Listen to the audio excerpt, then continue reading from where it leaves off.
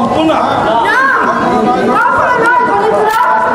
আজ তোমাদের জীবনের মধ্যাহ্ন অহংকারের সূর্য ছটায় ধরাকে সারা গান দিয়েছ, কিন্তু কামরাবী জীবন সন্ধ্যা সেই রক্তাক্ত সন্ধ্যায় বিজয় সূর্যের দিকে তাকিয়ে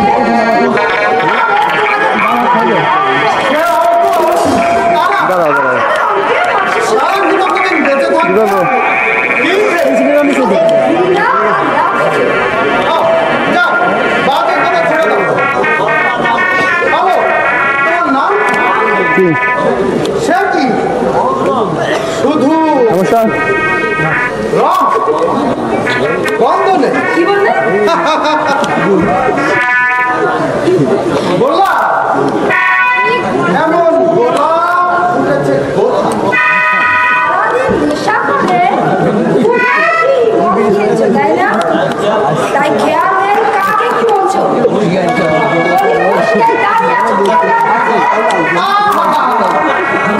কেন সুন্দরী, তুমি তো পূজারী বামন শুভঙ্কর চাটুর্যের বউ। আগে হ্যাঁ তুমি তাই বলছিল এই বাগান করতে দিয়েছ।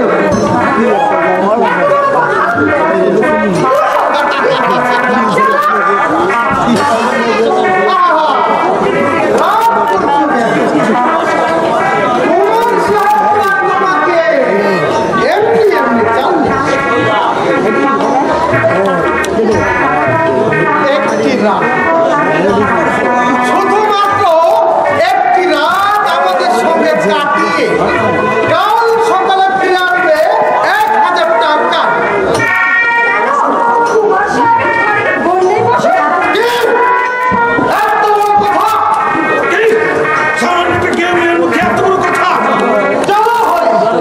তোমাকে আমি বাগান বাড়িতে নিয়ে গিয়ে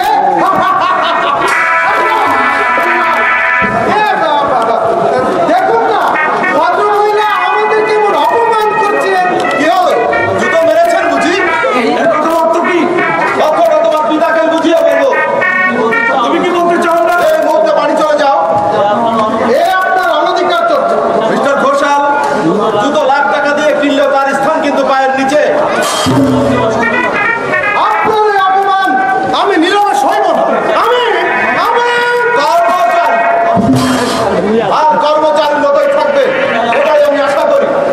তোমার খালি পয়সায় টাকা, তা তুমি ভালো করে জানো। আসুন না যে কর্মচারী আপনি হলেও আমি নয়। যে অপমান আপনি সহ্য করলেও আমি সইব না।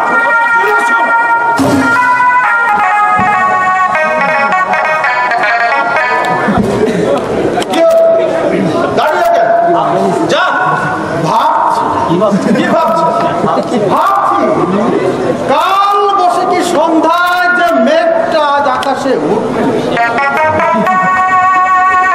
সে কি শুধুই জলই ঢালবে নাকি আগুনও জ্বালাবে?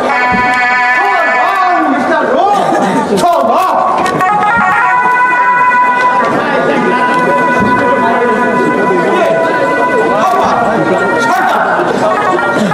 এইসব অনাচার অত্যাচারের কবল থেকে দেশের জনগণকে মুক্তি দিতে আমি শহরে না গিয়ে পল্লীতে থাকার সিদ্ধান্ত নিয়েছি। মাত্র 5 বছর দেশে ছিলাম, সেই সুযোগে অনেক আগাছা দেশের মাটিতে মাথা তুলে দাঁড়িয়েছে। এ চিন্তা আমি বিলেতে বসেও করেছি। না, আর কোনো কথা না। আমার প্রথম কাজই হবে তুমি তোমার বাড়ি কোথায়? এই বকুলপুরে। তাহলে তো তুমি শুভঙ্কর চাটুর থেকে চেনো। খুব চিনি। আচ্ছা, দিবাকর কি অনার্স দিয়ে বিএ পাশ করেছি। তাহলে তো তুমি অনেক খবরই রাখো। আচ্ছা, সবরি কেমন আছে? সবরি তো নেই। সবরি নেই? তার মানে সবরি তো মারা গেছে। সবরি মারা গেছে? হতে পারে না।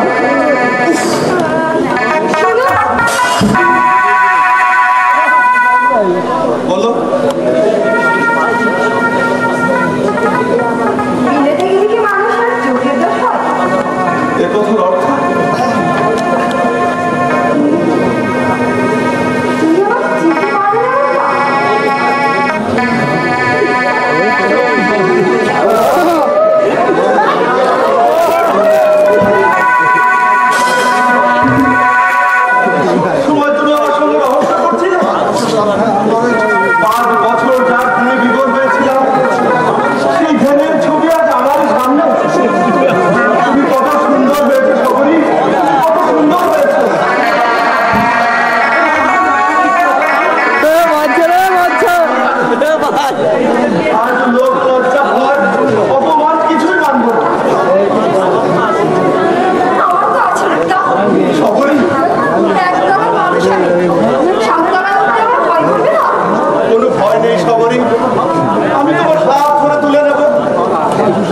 তাতে যদি ভালোবাসে, শুনবো না, তোমার কাকা যদি কিছু বলে, মানবো না।